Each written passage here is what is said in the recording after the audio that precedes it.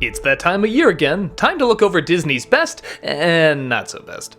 I've been doing these Disneycembers for several years, and every year I try to have a certain theme to them, whether they be the hand-drawn animated films, the CG animated films, the direct-to-DVD movies, and so forth. And in that time, Disney has just gotten bigger and bigger, swallowing up more companies and trying out different things and styles. So even if I was to pick one theme again, there's so many new movies and shows that are constantly coming out that I feel like it'd be kind of a shame not to talk about them. Well, last year the theme was by popular demand, and it seemed to go over pretty well. I liked it because I could kinda talk about whatever I wanted. I wasn't bound to just one thing.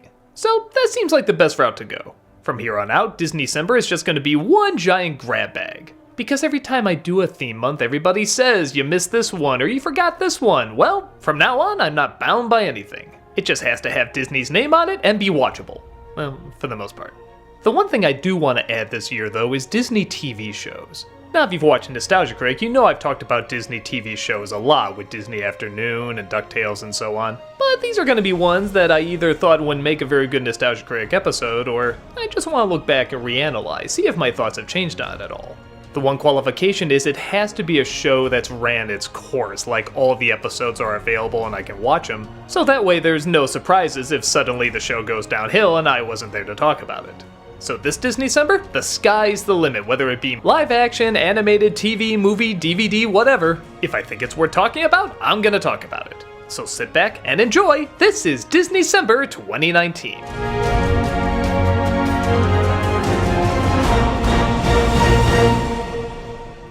Well, since I said I was going to include TV shows this time around, might as well start with a TV show. House of Mouse. So yeah, this show was well past my time when it came out. I was just starting college when this show premiered, and even if I was a little younger, it just doesn't seem like the age group it was meant for. This is clearly meant for, well, little kids. So why am I taking a look at it? Well, a couple reasons. One, just because it's for little kids doesn't necessarily mean there can't be something of value to it. It can still be creative, funny, and new.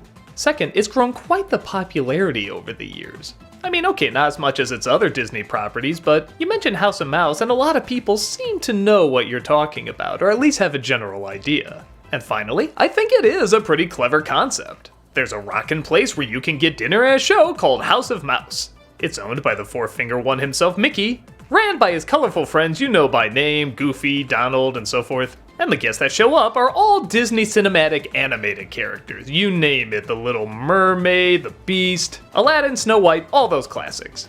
They usually sit around making conversation and jokes while they run a cartoon as they eat their dinner. Though it is weird to see people watching Goofy on the big screen and then have him also kind of serve your table. It's a little odd. They're actually, maybe it's a little too realistic. They always say if you want to be an actor, the best book to read is this. And generally, that's the setup of the show. Usually it focuses more on the main staff, with Mickey getting in trouble, or Goofy getting in trouble, Donald, whatever. And the cinematic guests either being unaware of the trouble and just respond to the short that's being shown, or become alerted to it and react to it in the over-the-top manner that their character would. In my opinion, the show works best when they show the classic cartoons as the shorts. I like it because it mixes three different types of humor. One is the mostly timeless humor of the 1940s, another is seeing those same characters reacting to an updated environment, and the third being the cinematic characters' reactions to both. When they show the newly animated shorts, it doesn't seem to have the same timing or speed or magic that the original had. There was a sense you could get away with a little bit more in the older shorts because the characters were still being established a little bit and they could be a little bit more violent or mean. They're by no means awful shorts, they're well animated and such, it just kinda looks like they're trying to recapture what they did in the past and they're just not gonna do it as well because the characters are too familiar and too family friendly. How often are you gonna see Donald Duck hold a gun anymore? With that said, that's also kinda one of the problems of the show. The original shorts worked because they knew the strengths of their character. Goofy was funniest when he didn't talk, Donald was funniest when he was angry. And the Mickey Mouse cartoons usually weren't funny, they were more creative, they were whimsical, they were magical. You watched it to see something really imaginative. So when you focus on them as the main characters in what's essentially supposed to be a really funny scenario in each episode, well, that's not necessarily bad, it's not exactly hilarious either. A lot of these scenarios are good scenarios. They're kind of the classic restaurant on fire, or somebody not showing up, or somebody has to stall and do something else for the crowd. These are routines that have been done for years, and they're usually pretty funny. But you know that Mickey always has to be nice and he always has to have that pleasant voice. Goofy always has to talk and be clumsy so he can't be really mean or angry, or there can be a lot of them like in the old shorts. Donald can mostly be the same, but because Daisy has a much more prominent role in this one and she has a nicer, kinder voice because that's kind of what she was in the original, she was just kind of a side character, now she's a prominent character here, they can't get as many strong laughs. Even when both the writing and the animation is right on point. Look at this scene where Mickey and Minnie come back and the place is destroyed. Those expressions are great. Donald and Daisy quitting to go on vacation after all this shit happened is also great. But when you hear those perfected, non-threatening voices come out of them, it immediately loses its edge. We need to tell you something. You don't say. What happened? We can't handle it. The same can almost be said for the cinematic characters, although it's kind of in reverse. The jokes with them are mostly hit and miss, and when they miss, it is kind of awkward. But when they hit, it is pretty funny. Especially because, like I said a moment ago, it's reversed. It's not silly characters acting serious, it's serious characters now acting silly. It's funny to see Disney heroes and villains just take some time off, relax, have something to eat, and just chill. They try to act like normal people even though we know they're the least normal people in the world.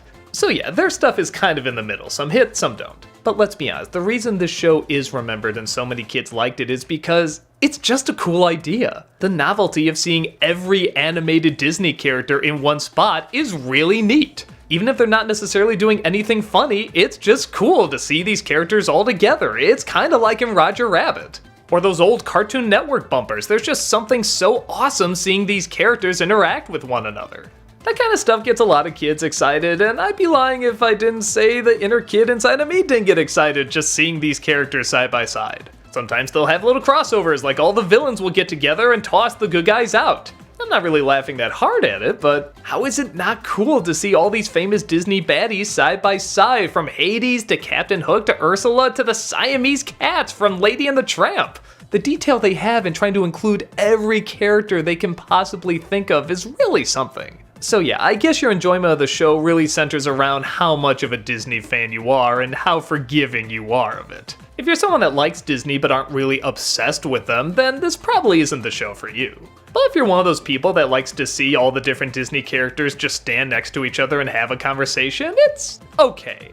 Like I said, it is mainly aimed for little kids, and yes, there's an occasional adult joke here or there, but they never lose track of their audience. It's for little kids. So while the older adult in me was saying you can make this a lot better, you could tighten that joke, you could change this delivery and so forth, the little child inside of me is just so excited to see every Disney character I ever grew up with in one place. So is it timeless? No. Is it going to be remembered through the ages? Probably not. It's not even really anything that impressive to be celebrated, but if your Disney nostalgia is strong and you still have that inner fanboy or fangirl that just squeeze every time you see a certain character or characters together, it might be worth checking out an episode or two.